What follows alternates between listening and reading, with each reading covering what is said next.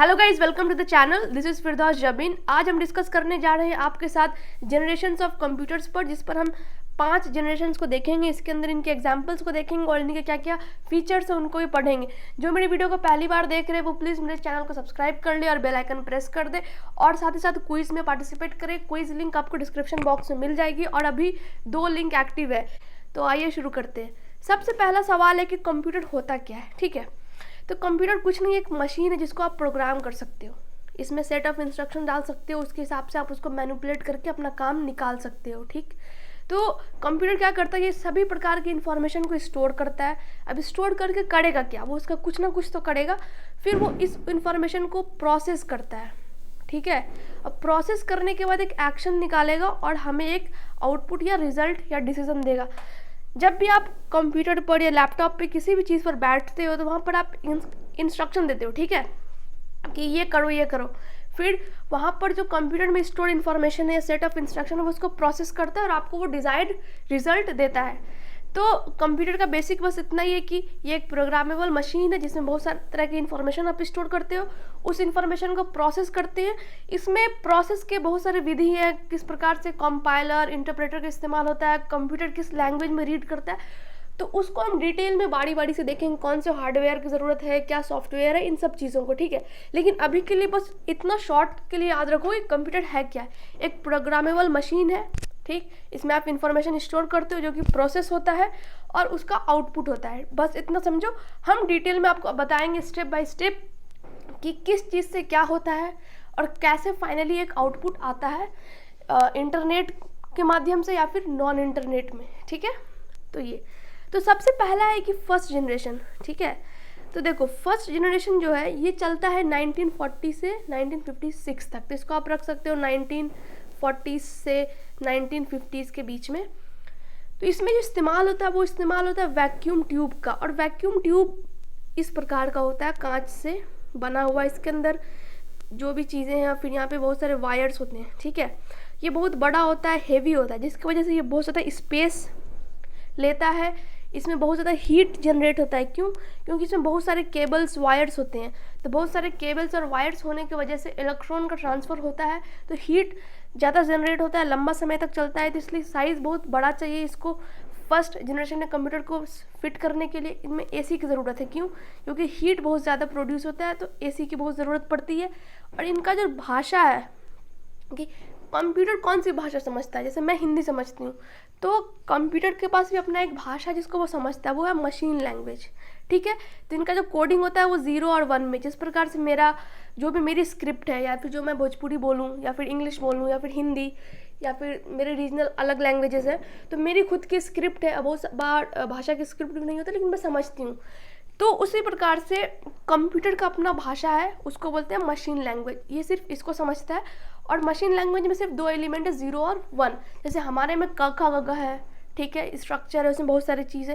इसी प्रकार से इनके पास भी इनका पूरा एक सिस्टम है, स्ट्रक्चर है, लेकिन इनकी जो भाषा है वो है मशीन लैंग्वेज, जिसको बोलते हैं ML, machine level language, MLL। इसमें इस्तेमाल होता है 0 और 1 का। ठीक है, तो ये है फर्स्ट जनरेशन के बारे में कि इसमें आपका यूज़ होता है vacuum tubes, very important. Magnetic drum, एक ड्रम होता है मैग्नेटिक ड्रम। इसमें मेमोरी जाके स्टोर होता है। कहीं तो स्टोर होगा ना मेमोरी, जो भी इंफॉर्मेशन आप कंप्यूटर में फीड कर रहे हो वो कहीं ना कहीं स्टोर होगा। ठीक, तो वो उसमें स्टोर होता है। इसमें सबसे इम्पॉर्टेंट है ये याद रखना कि इसकी लैंग्वेज क्या है और इसके एग्जाम्पल क्या है। तो देखो एग्जाम्पल के तौर पर है हमारे पास mark 1, ENIAC, EDVAC, UNIVAC, IBM 701 और IBM 650। अब इनके फुल फॉर्म जानने बहुत ज़रूरी, तो मैं इनको लास्ट में बताऊंगी। ठीक है, अभी के लिए बस इतना जानो कि फर्स्ट जनरेशन कब से कब तक था। वो था 1940 से 1956 के बीच में। इसकी भाषा है मशीन लैंग्वेज। इसमें यूज़ होता है वैक्यूम ट्यूब्स का। Magnetic drum as a memory storage काम करता है, और इनके एग्जाम्पल हैं ये सारे।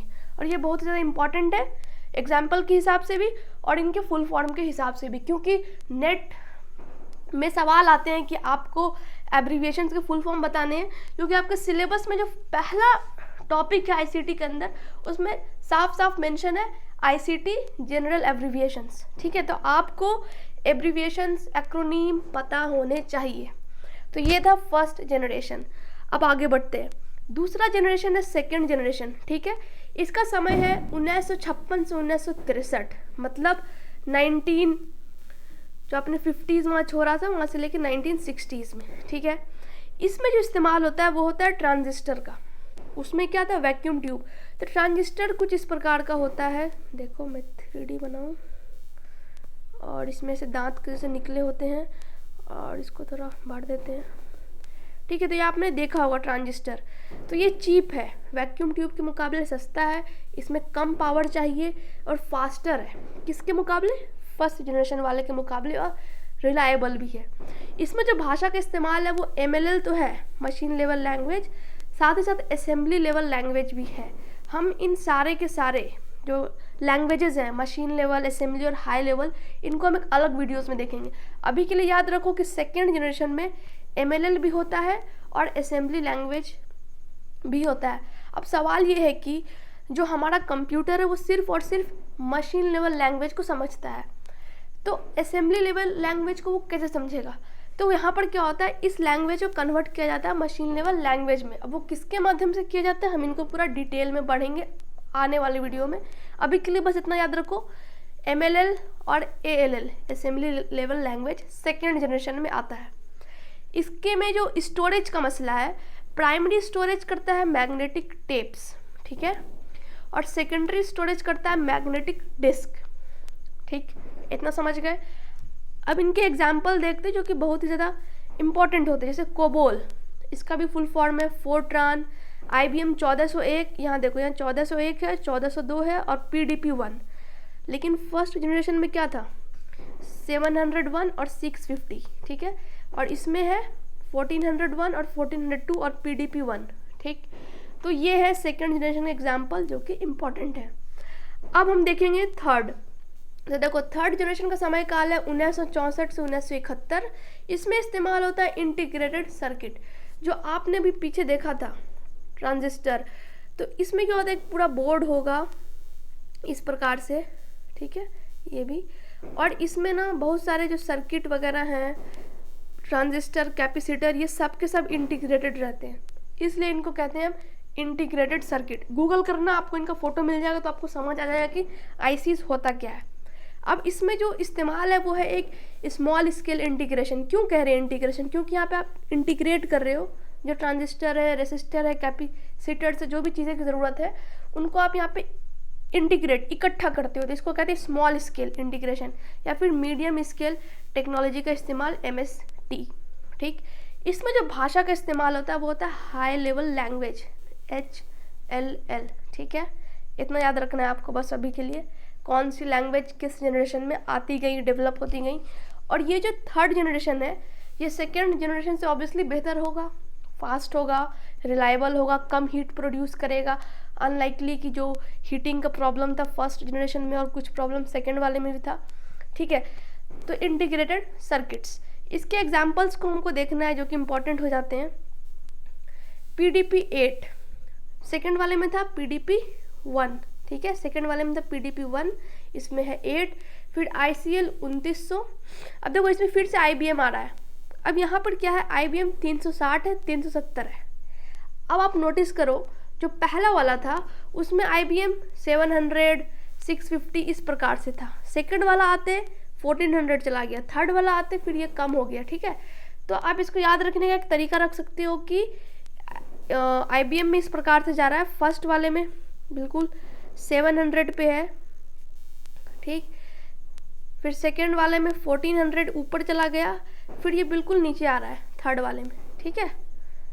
तो बस इसको याद रखने के लिए एक रफली हम बता रहे हैं आपको, ये फर्स्ट है, ये सेकेंड है, फिर ये थर्ड है, थर्ड वाला फर्स्ट वाले से भी कम है। तो ये होता है IBM। अब IBM की फुल फॉर्म क्या है हम वो आगे देखेंगे, ठीक है। अभी के लिए बस एग्जाम्पल याद रखो। और यहाँ पे PDP, ये PDP-8 है और उसमें PDP-1 था। अब आगे है फोर्थ जनरेशन, ठीक है। इसका जो टाइम पीरियड है वो 1971 में स्टार्ट होता है और अभी भी हम इसको कहीं ना कहीं यूज़ होते ही हैं। तो इसमें जो इस्तेमाल होता है वो LSI, लार्ज स्केल इंटीग्रेशन, एक लंबे लेवल पे आप इंटीग्रेट करते हो चीज़ों को, या फिर VLSI, very large scale integration. आपने माइक्रो प्रोसेसर देखा होगा इंटेल का, ठीक है, इस प्रकार से होता है। इसमें जो छोटे छोटे चिप्स जो हैं वो इंटीग्रेट होते हैं। ये बहुत सारी चीज़ें हैं, इंटीग्रेटेड सर्किट्स हैं, कैपेसिटर्स हैं और ट्रांजिस्टर्स और भी चीज़ें। ये बिल्कुल ही बहुत ही ज़्यादा हाईली लेवल पे इंटीग्रेट रहता है, बिल्कुल ठीक है, बिल्कुल बिल्कुल इस प्रकार से। तो इसको हम कहते हैं लार्ज स्केल, बहुत बड़े पैमाने पर इस पर इंटीग्रेशन हो रही है, ठीक है।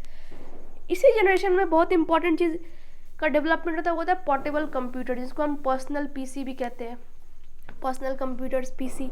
तो इसमें इस्तेमाल होता है माइक्रो प्रोसेसर का, और इसी टाइम में सबसे पहली बार पहला सुपर कंप्यूटर भी बनता है। सुपर कंप्यूटर वैसा कंप्यूटर है जो कि बहुत ज़्यादा एडवांस और साइंटिफिक कैलकुलेशंस करता है, आपकी चीज़ों को आसान करता है, ठीक है। तो फोर्थ जनरेशन में जो चीज़ें याद रखनी है, एक तो इसका टाइम पीरियड है, ये कब आया, इसमें किस लेवल की इंटीग्रेशन है। इसी समय पोर्टेबल कंप्यूटर का डेवलपमेंट होता है, माइक्रो प्रोसेसर का इस्तेमाल होने लगता है। पिछले वाले में था आईसीज, ठीक है, इंटीग्रेटेड सर्किट्स, और इसमें और लार्ज स्केल पर इंटीग्रेट करके आपने बना दिया माइक्रो, एकदम छोटा छोटा बिल्कुल महीन महीन होता है, इंटीग्रेटेड होता है, ठीक है यहाँ पर। और इसी टाइम में सबसे पहली बार सुपर कंप्यूटर्स बनते हैं।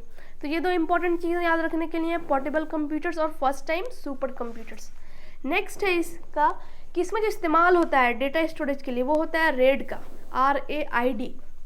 इसका फुल फॉर्म है redundant array of inexpensive disks, आपने याद रखना फुल फॉर्म, ठीक है। इसका जो इस्तेमाल है फोर्थ जनरेशन में जो डेवलप की गई चीज़ें हैं, माइक्रो प्रोसेसर्स हैं, पीसीज हैं, वर्चुअल रियलिटी मल्टीमीडिया, या आपने देखा होगा गेमिंग जब करते हैं तो 3D में पूरा वर्चुअली चीज़ों को देख रहे हैं, या फिर साइमुलेशन मतलब मैथमेटिकल मॉडलिंग प्रोसेस में भी इसका इस्तेमाल होता है। इसकी जो भाषा है वो है C++, D बेस, याद रखना। एग्जाम्पल देख लो IBM PC या एप्पल मैकिन्टोश, ठीक है। तो इसमें ये है example IBM PC portable computer, personal computer.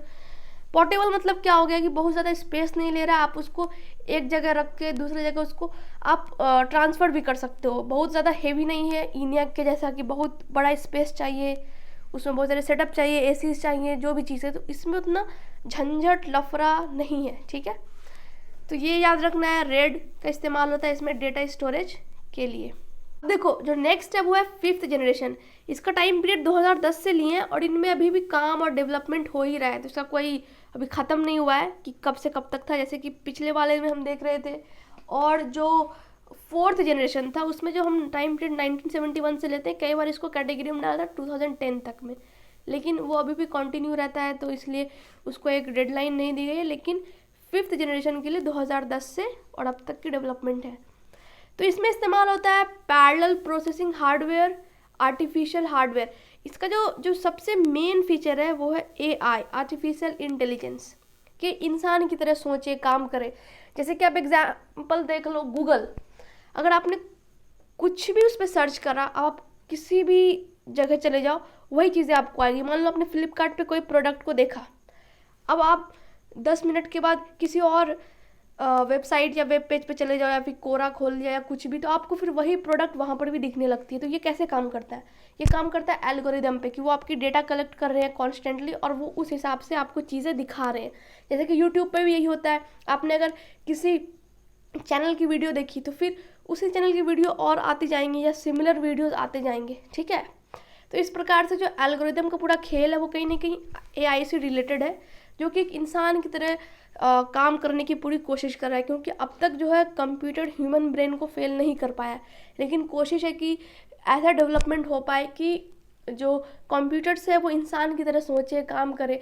जैसे कि आप देखो, अगर आप सोते हो अलार्म लगा के, यदि आपने अलार्म 4 बजे का लगाया और आप सोते हो 2 बजे और आप नहीं उठ पाते हो, लेकिन आपके मोबाइल फ़ोन को पता नहीं है कि आपने 2 बजे सोया है, वो 4 बजे बजेगा ही बजेगा। लेकिन अगर कहीं इंसान होता जिसको आप बोलते हैं कि मुझे उठा देना, और अगर उस इंसान को दिखता है कि ये अभी अभी सोया है या सोई है, तो अभी इसको और सोने देते हैं, तो वहाँ पर एक जो कॉग्निटिव एबिलिटी है इंसान के पास, वो अभी मशीन्स के पास नहीं है। तो उसी चीज़ को डेवलप करने की पूरी कोशिश कर रही है। और ये पूरा जो एल्गोरिदम का खेल चलता है यूट्यूब पे, गूगल पे, जो आपकी डेटा को कॉन्स्टेंटली स्टोर करते रहते हैं और उसके हिसाब से चीज़ों को आपके सामने दिखाते रहते हैं, ठीक है।